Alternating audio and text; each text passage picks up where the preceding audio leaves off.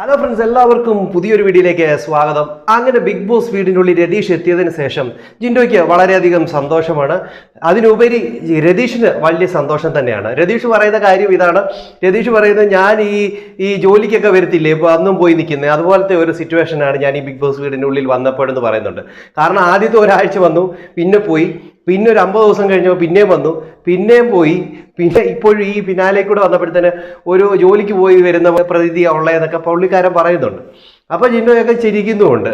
എന്നിട്ട് ജിൻഡോട് പറയുന്നുണ്ട്, എനിക്ക് ഇവിടെ നിന്ന് ഈ ബിഗ് ബോസ് വീട്ടിൽ നിന്ന് കിട്ടിയിരിക്കുന്ന ഒരു സ്വത്ത് നീ തന്നെയാണ്, എനിക്ക് വലിയ രീതിയിൽ തന്നെ ഇഷ്ടപ്പെടുന്ന ഒരു വ്യക്തി നീയാണ് എന്ന രീതിയിൽ ജിൻഡോയെ കുറിച്ച് പറയുന്നുണ്ട്.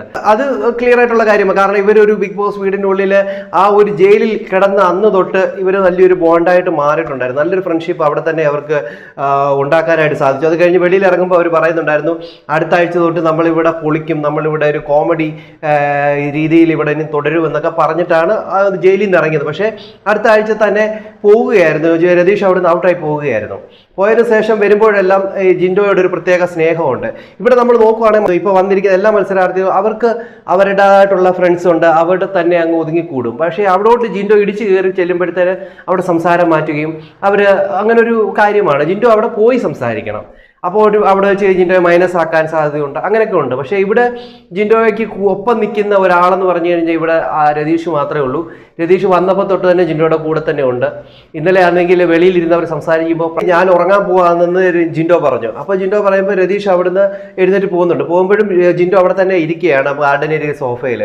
അപ്പോൾ തന്നെ പറയുന്നുണ്ട്, നീ എന്താടാ വരാത്തതെന്ന്, ഞാൻ പ്രാർത്ഥിച്ചിട്ടേ വരത്തുള്ളൂ എന്ന് ജിൻഡോ പറയുന്നു. അപ്പോൾ പറയുന്നുണ്ട്, ഇല്ല ഞാൻ പ്രാർത്ഥന കഴിഞ്ഞിട്ട് ഞാനും പോകുന്നുള്ളൂ എന്ന് പറഞ്ഞിട്ട് ജിൻഡോയുടെ ഒപ്പം തന്നെ അവിടെ നിൽക്കുകയും ജിൻഡോ പ്രാർത്ഥിച്ച് കഴിയുന്നിടം വരെ അവിടെ നിന്ന് ജിൻഡോയും വിളിച്ചുകൊണ്ടാണ് അവിടെ വെച്ച് രതീഷ് പോകുന്നത്.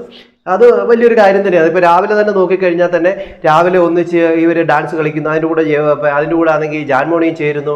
അങ്ങനെ നോക്കിക്കഴിഞ്ഞാൽ ഇവരെ ഒരു സെറ്റപ്പിലാണ് ഇപ്പോൾ പോയിക്കൊണ്ടിരിക്കുന്നത്. ജിൻഡോയ്ക്ക് ഒരു സന്തോഷമുണ്ട്. എപ്പോഴും പറയുന്നുണ്ട്, എന്താണ് ജിൻഡോ നിനക്കൊരു മുഖത്തൊരു സന്തോഷമില്ലാത്ത, എന്ത് പറ്റി എന്നൊക്കെ ചോദിക്കുന്നുമുണ്ട്. എന്തായാലും അവർ തമ്മിൽ ഒരു കോമഡിയും കാര്യങ്ങളൊക്കെ ആകുമ്പോഴത്തേനും ഒരു എനർജിയും കാര്യങ്ങളൊക്കെ വരും. പാട്ടൊക്കെ പാടിക്കൊണ്ട് എൻജോയിലൊക്കെ നിൽപ്പുണ്ട്. എന്തായാലും ജിൻഡോ കുറച്ചുകൂടെയൊക്കെ ഒന്ന് ഉഷാറായി ഉണരട്ടെ. നിങ്ങളുടെ അഭിപ്രായം എന്തെന്ന് കമൻറ്റ് ചെയ്യാൻ മറക്കരുത്. അടുത്തൊരു വീഡിയോ കാണുന്നവരേക്കും എല്ലാവർക്കും ബൈ.